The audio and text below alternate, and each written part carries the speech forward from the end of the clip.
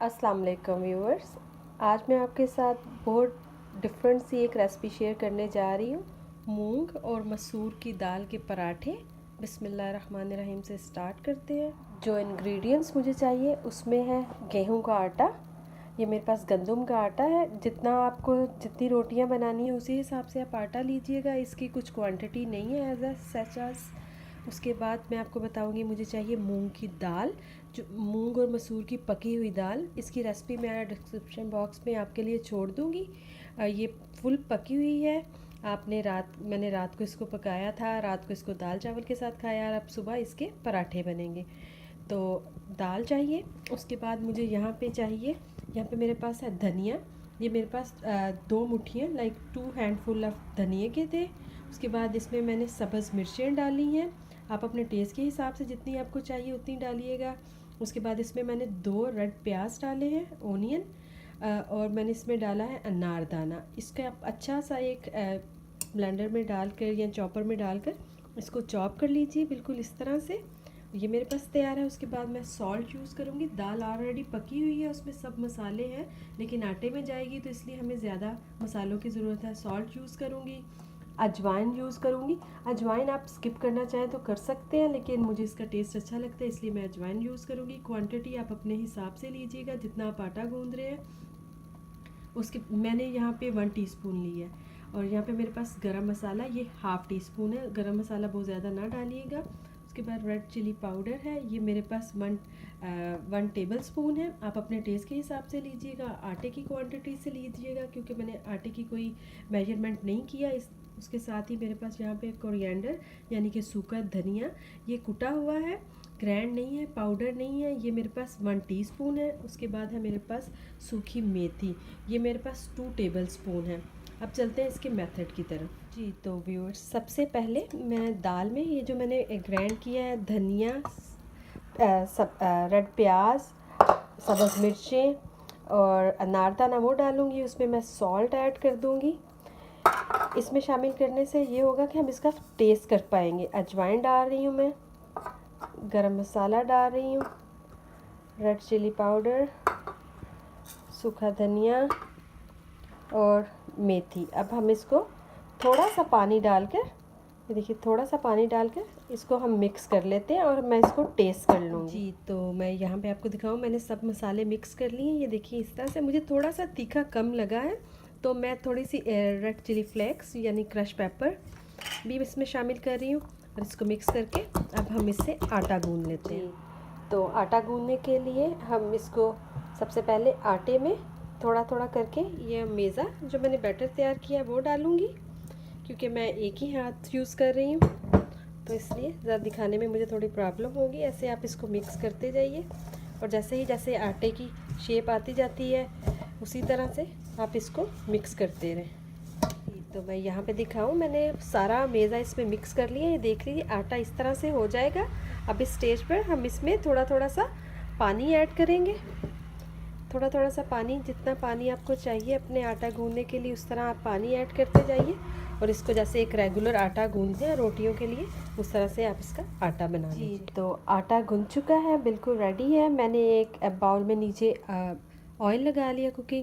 Cooking oil लगाने के बाद मैंने आटा उसमें रख दिया। ये देखिए सॉफ्ट आटा होना चाहिए। ये देखिए आप फिंगर करें, बिल्कुल सॉफ्ट इसको बना, लेकिन सॉफ्ट आटा आपने गूंदना है। गूंद के आप इसको कवर करके किसी कपड़े के साथ, गीले कपड़े के साथ या प्लास्टिक रैप के साथ आप इसको 1 घंटे के लिए रेस्ट के लिए रख दीजिए। जी तो अब मैं बताती हूँ कि इन पराठों के साथ एक बहुत ही मज़े की चटनी बनेगी, जो इनके साथ खाएंगे तो बहुत ही मज़ा आएगा। चटनी के लिए बनाने के लिए मुझे चाहिए, मैं 1 टमाटर लिया मैंने बड़े साइज़ का, 1 ऑनियन है, ये मेरे पास छोटा था प्याज, उसको मैं 2 छोटे प्याज लिए हैं, आप 1 ले लीजिएगा। सब्ज़ मिर्चें आप अपने टेस्ट के हिसाब से लीजिएगा जितना तीखा आपको चाहिए। 1 लेमन का यहाँ पे मैंने जूस निकाल लिया स्क्वीज़र से। उसके बाद मुझे चाहिए सॉल्ट। तो अब ये सारी चीज़ें मैं डाल देती हूँ एक ब्लेंडर में इसमें, और हम इसकी एक अच्छी सी चटनी सी बनाएंगे। तो ज़बरदस्त सी चटनी रेडी है। अब हम इनको पराठों के साथ सर्व करेंगे। जी तो आटे को रस करते हुए 1 आवर हो गया है, तब मैं इसके पेड़े बना लूँगी। तो आज मेरे पास कोई हेल्प मौजूद नहीं है, तो इसलिए मैं खुद ही बना रही हूँ। तो ऐसे आप लेंगे एक नॉर्मल साइज़ का पेड़ा आटा लेंगे, आप इसका पेड़ा बनाएंगे। मैं आपको दिखाती हूँ। तो ये देखिए मैंने पेड़े बना लिए। आपको जिस साइज़ के भी चाहिए होंगे आप अपने साइज़ के मुताबिक पेड़े बना लीजिए। अब हम इसकी गोल गोल सी रोटियां बेल लेते हैं। तो मैं यहाँ पे आपको दिखा लूँ, ये देखिए मैंने गोल सी एक रोटी बेल ली है। यहाँ पे ये मैंने टू रोटियां बेल ली हैं, 2 सेपरेट पराठों के लिए। और आप जैसे मैं आपको पहले भी बता चुकी हूँ कि मैं इसमें क्रिस्को बटर यूज़ करती हूँ। आप मार्जरीन यूज़ कर लीजिए। ऐसे आप अपने पेड़े पे जो आपने रोटी बेली है उस पर अच्छे से स्प्रेड कर लीजिए इसको। क्योंकि मैं एक हाथ यूज़ कर रही हूँ तो इसलिए मैं रोटी को होल्ड नहीं कर पा रही, तो इस वजह से ये मूव हो रही है। अगर आप दोनों हाथ यूज़ करके इसको लगाएंगे, अच्छे से स्प्रेड करेंगे, तो देखिए यहाँ पे मैंने बटर को अच्छे से स्प्रेड कर लिया है। आप चाहें तो मार्जरीन भी लगा सकते हैं, देसी घी भी लगा सकते हैं, जो आप चाहें। अगर आप ऑयल लगाना चाहें, मुझे पर्सनली ऑयल का टेस्ट पसंद नहीं है पराठों में। तो जैसे ही आपने ये लगा लेना, पहले पेड़ा बनाना है, जैसे वो मैंने पेड़े बना के रखे हैं। फिर रोटी बेलनी है, गोल गोल ना बेलें, जैसे भी एक बेल लीजिएगा उसको। फिर उसको आपने मार्जरीन लगा के ऐसे ऐसे फोल्ड करना है। फोल्ड करके उसको जी, तो मैं 1 हैंड यूज़ कर रही थी तो इसलिए मैं उसकी लंबी शेप नहीं थी दे पाई, तो मैंने आपको दिखाने के लिए ऑफ़ किया था कैमरा। तो अब मैं देखिए इसको ऐसे इसकी शेप ऐसे ले आऊँगी और ये इसको ऐसे बिल्कुल ऐसे करके एक पेड़ की शेप दे देते हैं हम इसको, और हम इसको रेस्ट करने के लिए रख देते हैं। तो बिल्कुल उसी तरह दूसरे को भी लॉन्ग बना के रोल अप करके इसको पेड़े को ऐसे करके ये एक पेड़ा रेडी हो जाएगा आपके पास। इसको हम डस्ट में डाल के, खुशके में डाल के, तब हम इसको रेस्ट करने के लिए रख देते हैं। तो यहाँ पे पेड़े रेडी हैं पराठों के लिए, मूंग और मसूर की दाल के। एक छोटी सी टिप आपको देती चलो कि जब आप बटर लगाते हैं, रोटी को बेल के अंदर बटर लगा के जब उसका पेड़ा बनाते हैं, तो उसको अगर 5 मिनट के लिए रेस्ट दे देंगे तो आपका पराठा बहुत अच्छा बनेगा। ये आप अपने सादे पराठों के साथ भी कर सकते हैं। जब पेड़ा बना के आप रखते हैं तो उसको 5 to 10 मिनट रेस्ट दे दीजिए, तो आपकी बहुत मज़े के पराठे बनेंगे। आप इस टिप को फॉलो कीजिए। अब इंशाल्लाह कुछ ही महीनों में रमज़ान भी आने वाला है, तो रमज़ान में अगर आपकी बड़ी फैमिली है, तो हमारे माशाल्लाह से काफ़ी लोग हैं घर में, तो हम रात को पेड़े बना के, ये अम्मी की टिप है, हम रात को पराठों के पेड़े बना के रखते हैं और जब सुबह पराठा बनाते हैं तो एक बहुत मज़े का पराठा बनता है कि आपका टाइम भी सेव हो जाता है सहरी में, और दूसरा एक अच्छी ज़बरदस्त सी चीज़ मिलती है आपको खाने में। तो हम लोग फ्रेश ही बनाते हैं सहरी में। तो आप मेरी इस टिप को ज़रूर फॉलो कीजिएगा। तभी मैं थोड़ा इस करते हुए लाइक 20 मिनट्स हो गए। मैं आज आपको 2 तरह से पराठे बनाना सिखाऊंगी। पहले मैं आपको ये तवे पे पराठा बनाना सिखाऊंगी, उसके बाद मैंने अपने ओवन को फुल हाई हीट पे मैंने इसको वार्म अप होने के लिए ऑन कर दिया है। इसको 500 पे मैं आपको दिखाती हूँ। यहाँ पे ओवन में ये देखिए मैंने इसमें से सारी जालियाँ इसकी निकाल दी हैं, और ये इसका प्लेन सरफेस है। इस पर यहाँ पे मैं नीचे एक रोटी यहाँ पे डालूँगी। पहले नीचे से पक जाएगी तो फिर मैं उसके ऊपर थोड़ा पानी लगाकर, ये इसके नीचे है, ग्रिल है। अगर आप लोगों के पास ऐसे ओवन है, मैं नीचे से आपको दिखाती हूँ, ये सारा ग्रिल है। इस ग्रिल के ऊपर मैं डालूँगी और बिल्कुल जैसे तंदूर की रोटी बनती है वैसे ही रोटी बनेगी। तो मैं पेड़ा ले रही हूँ, उसको डस्ट कर रही हूँ खुशके में। खुशका मैं जैसे आपको पहले भी बता चुकी हूँ कि मैं गेहूं का आटे का खुशका यूज़ नहीं करती, मैं मैदे को यूज़ करती हूँ। खुशके के तौर पर इसकी रोटी बेल लेते हैं हम।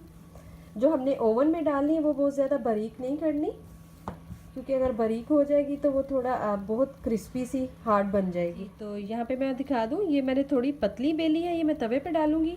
ये थोड़ी मैंने मोटी बेली है, ये मैं नीचे ओवन में डालूँगी।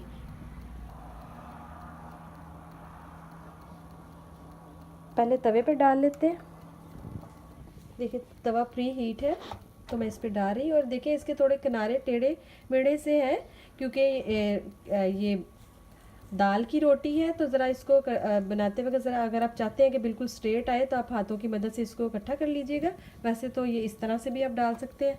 अब मैं दूसरी रोटी उठाऊँगी। 2 दफ़ा इसको चटक लीजिएगा और ये बहुत पतली ना बनाइएगा। ओवन ओपन कीजिएगा, वेरी बी केयरफुल कि हार्ड है।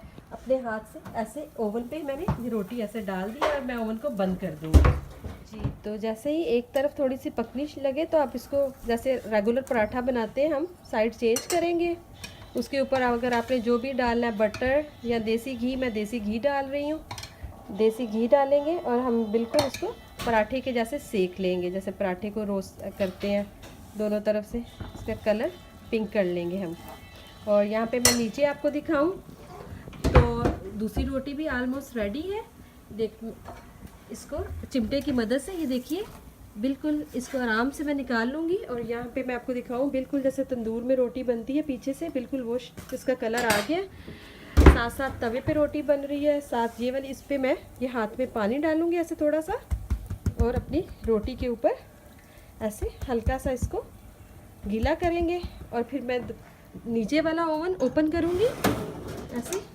जो ग्रिल है अब टॉप से नीचे से पका है, अब ये नीचे ऊपर से ग्रिल की मदद से ये ऊपर से पक जाएगी। अब चलते हैं इस पराठे की तरफ। तो ये देखिए ये बन रहा है, ये देखिए एक तरफ से ये बहुत अच्छे से गोल्डन हो गई है। अब मैं इसको दूसरी तरफ से सेक रही हूँ। जी, तो ये पराठा जो तवे पे बना रही हूँ वो रेडी है। ओवन में जो बन रहा है उसको टाइम लगेगा। ये देखिए दोनों तरफ से लाल हो गया। अब मैं इसको एक प्लेट में निकाल लेती हूँ। और यहाँ पे मैंने एक दूसरी रोटी बेल के रखी हुई है, इसको भी हम तवे पे डालेंगे। आपको दिखाती हूँ, ये देखिए ओवन खोल के अभी ये अच्छे से गोल्डन नहीं हुई थी, इसलिए मैं इसको बंद कर दूँगी। और यहाँ पे दूसरा पराठा रेडी हो रहा है। तो लीजिए अब आपको दिखाते हैं। ये देखिए बहुत ज़बरदस्त सी तंदूर का पराठा भी रेडी है, इसको भी निकाल लेते हैं हम। और दूसरी तवे पे बन रही है, इसको निकाल के एक प्लेट में रखते हैं और इसके ऊपर हम बटर लगाते हैं। तो जैसे ही आप ओवन में से निकालें तो आप इसके ऊपर गरम गरम रोटी के ऊपर बटर लगाइए और एंजॉय कीजिए। अभी मैं आपको इसकी फ़ाइनल लुक दिखाती हूँ। जी, तो व्यूअर्स मूंग और मसूर की दाल के पराठे रेडी हैं। अब आप इन तीनों में से बता नहीं पाएंगे कि कौन सा ओवन में बना है और कौन सा तवे पे, लेकिन खाने में डिफरेंस है। ये तवे का पराठा है, ये सॉफ्ट है, ये भी तवे का पराठा है, ये भी सॉफ्ट है। ये जो सा है ये ओवन में बना है रोटी के जैसा, तंदूर की रोटी के जैसा। तो इस पे बटर लगा के, क्योंकि इसके ऊपर जब बनाते हैं तो बटर नहीं लगता, तो इस पर टॉप ऑफ बटर लगा के आप चटनी के साथ खाइए। अगर आपको मेरी आज की रेसिपी पसंद आई हो तो प्लीज़ लाइक करें एंड सब्सक्राइब करें। दुआओं में याद रखिएगा। अल्लाह हाफिज़।